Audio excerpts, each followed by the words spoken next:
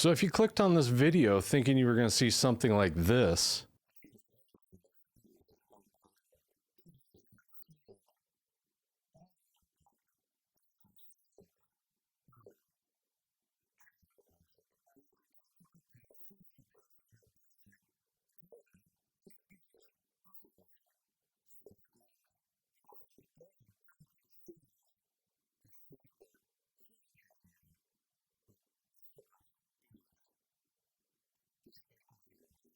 or maybe even something like this.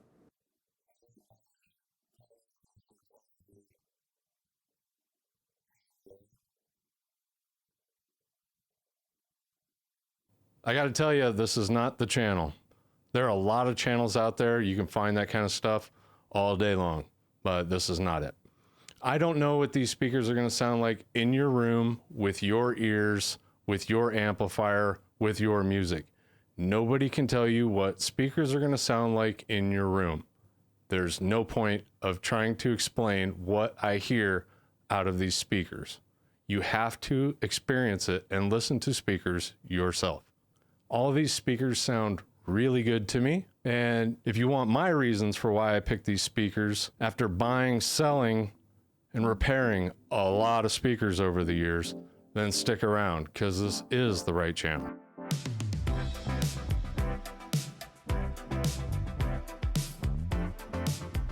So we're fortunate at our shop that we have, it's an audio authority comparator. And what this does is it allows us to, on the fly, switch between amplifiers, speakers, that type of thing. This used to be a really common practice back in the day, you know, all the way up to the 90s, when you'd go to a big box store and you could sit there and select which speakers you wanted to listen to with what amplifier you wanted to listen to. And that's why we bought this. This one was supposedly came out of a Macintosh dealer in Kansas City. And we'll do a video on that comparator here at some point, but the beauty of that comparator is not only do I get my impression of what I hear when I'm comparing several sets of speakers that we're selling in the shop, but I also get to see what the customer chooses and why. And a lot of times we both have a similar experience when it comes to A being, or A, B, C, maybe even D'ing several sets of speakers. And it doesn't mean that, you know, the customers are always making the purchase off of sound. There's a lot of other things that go into that equation, from size to aesthetics to budget. And that's just a few.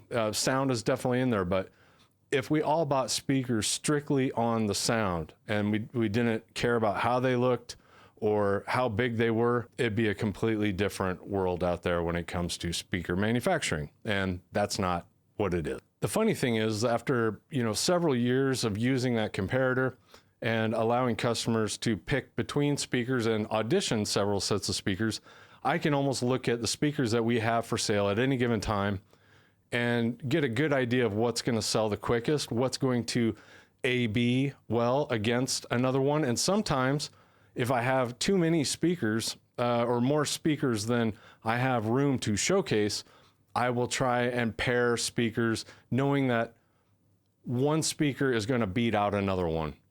As in, if I need to sell a specific speaker, I can put it up against some not so good speakers and move that speaker out the door so I can get something else on the floor. You don't want to put all of your A pieces out there at once. I would rather give a customer some real good comparisons. This is why this one sounds better, rather than these all kind of sound the same. So another thing, I am definitely a speaker junkie. I definitely feel that the biggest changes you can make in your audio system come from speakers. I can swap out turntables. I don't hear a big difference. I can swap out receivers and amplifiers. I don't hear a big difference. I can use that comparator at the shop and show people that these, pretty much within reason, kind of sound the same. As soon as we start selecting speakers, they are all completely different. So for me, the fun and the enjoyment is swapping out speakers, not swapping out amplifiers. To me, it's almost boring. But I do like rotating my speakers out. After about 6 months, I'm kind of ready to move on from the speakers I have been listening to and grab a new set, because I do feel like they change the music that I'm listening to. as in, you know, one set of speakers I might prefer this type of music on, or another speaker I might prefer that type of music on. And so it kind of dictates what I'm going to listen to, and it's a good way to kind of rotate through my music. Now, the interesting thing with bookshelf speakers, you know, and I wanted to go through and I wanted to do only vintage, but here's the problem. Bookshelf speakers from the 70s and 60s weren't really that popular. I mean, there were a few models out there, but not like there are now. And I think I think a subwoofer really changed that. You know, it allowed you to get smaller speakers and still get your bass.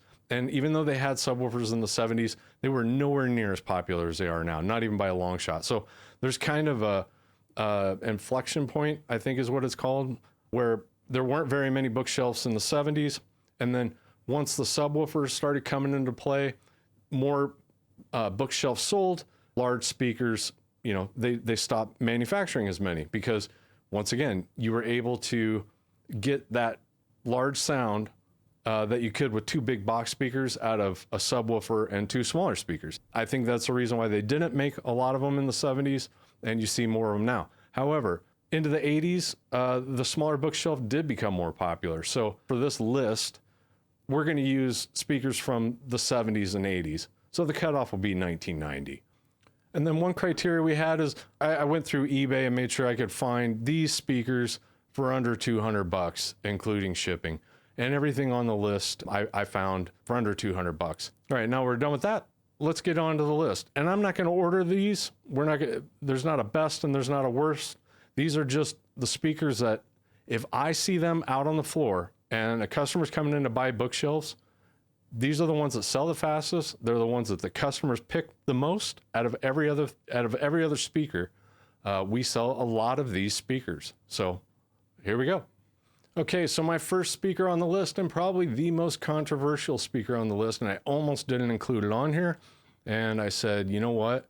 That is ridiculous to not, because so many people are gonna maybe judge the fact that this speaker is on the list, and it is a Bose. It is a 301, and I'm mainly referring to the Series 2. With the Bose 301 Series 2, the one thing you do have to make sure is that your room is correct for it.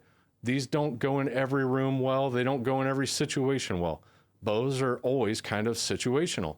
If I had a basement with a smaller room in it that I wanted to fill that room with sound, I didn't have a focal point that I was going to sit in front of and have these things, you know, at the golden triangle rule, and maybe a bar, people talking, perfect. And you can get them for under a couple $100. But I do like the aesthetics of these. I do. I think the Series 2 are the better looking ones of the group. Now I'm going to hit you with some specs now. We've got two 3-inch tweeters. We've got an 8-inch woofer. These are 8 ohm. They're ported. They are 10 inches by 17 inches by 9 inches. They're 45 hertz to 20 kilohertz, and they're from the early 80s. Some of these pretty easy to find at local sales, garage sales, estate sales, thrift stores. I've found plenty of pairs locally. No need to ship these. There's a lot of them out there. And that's why I wanted to include it. There are a ton of Bose 301s out there. So enough people liked them to buy them. Don't knock them until you've tried them. I didn't want to rhyme, but I did.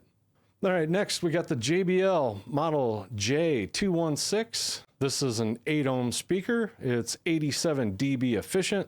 We've got a 6-inch woofer. This cabinet is ported. It's 14 by 10 by 9¼ inches deep. And we've got a 1-inch soft dome tweeter. It weighs about 17 pounds, and it was released in the early 80s. Another great speaker, not JBL's greatest offering, but under $200. This is about as good as you get from vintage JBL. They're definitely worse out there. I'm thinking more like the 2600 and the 2500, which had, I think half of those we get in the shop have dead tweeters in them. So those are definitely not one of my favorite JBLs. But the Model J216, they sound great. I think they're really nice and punchy. And the next one on the list is an EPI Model 70. These were built between 1977 and 79, which makes these the older ones of the group. They do look more vintagey, so that's nice if you're trying to have a vintage look. They are 94 dB efficient. They're 60 hertz to 20 kilohertz. They're 16 by 11 by 7 inches. Next on the list, we've got the Polk Model 4. And this is an 8 ohm speaker, 91 dB efficient. We're looking at 35 hertz to 25 kilohertz. It's got a 6.5 inch woofer and a 1 inch tweeter. It's ported, weighs 12 pounds. It's 15 by 9 by 8 inches. It was built between 1982 and 1985. This is a killer speaker too. Great, just balanced, good bookshelf speaker. All right, we're getting to the last two and my two favorites on the list. So once again, these aren't in order, but I do want to say these are definitely my favorites, and they don't last long at the shop, and we sell a ton of these speakers. And the first one is a Boston A40. This speaker is 88 dB efficient. It's 8 ohms. It's got a 3/4 soft dome tweeter, a 6.5 inch woofer. It measures from 68 hertz to 20 kilohertz, and it was built in the mid 80s. This one probably isn't going to win any beauty awards. It's probably the most boring of the look of these speakers. However, this thing sounds incredible, and a lot of times people will pick it over maybe a better looking speaker because it does sound so good. And finally, the last one on the list, and the best selling speaker at Skylabs, hands down. We sell a ton of these things. It is the Baby Advent. And the Baby Advent, there was a large run of these. Early 80s. This is the Jensen era of Advent. The whole line, though, is amazing and really, really affordable. And the specs on that Baby Advent would be they're 6 ohm, they're 89 dB efficient. You got 60 hertz to 21 kilohertz. You got measurements of 16 by 11 by 6. They weigh 13 pounds each. There's a 6.5 inch woofer, a 3/4 inch tweeter, and they were built in the mid 80s. These are also very easy to find locally. If you go to enough thrift stores, garage sales, and estate sales, you will probably encounter some Baby Advents that need foam that you can pick up for hardly anything. Get yourself a refoam kit, watch a couple videos on how to do it, and you're off to the races, and you've got a really good set of speakers that for a small room or pair it with a sub, you're not going to be disappointed. So there's a reason those sell so well. They sound good. They've got a good look to them, and that's the Baby Advent. So I've got one honorable mention, and this is mainly because I know the fandom that is out there for the Minimus 7s. There's a whole group of people that love these speakers, and I agree. They're really robust, especially for a small speaker. The casing, you know, it's a metal case. They're built like a brick. However, literally have a graveyard of these speakers that I've picked up over the years, and they either have a bad tweeter or a bad woofer, and it seems like every other pair I get, I never get a working pair, hardly ever.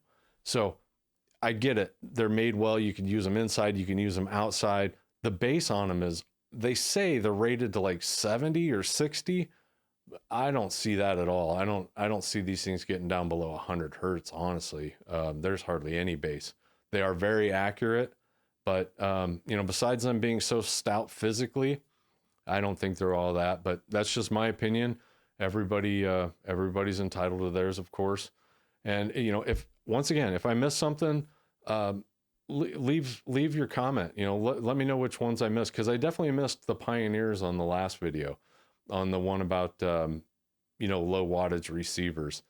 I assumed that, you know, like the SX450 and the 525 and those type of receivers had gone up in value as much as the larger or the, you know, the bigger receivers in the Pioneer line. So when people, you know, commented and said, you know, you can still get a 450 for, you know, under 150 bucks, I was shocked. So I definitely missed the mark on that one, and I'm sure I missed something on here. So if there's a small bookshelf speaker that was made in the 70s or 80s that you think I should have mentioned, yeah, please remind me, because I evidently forgot about it.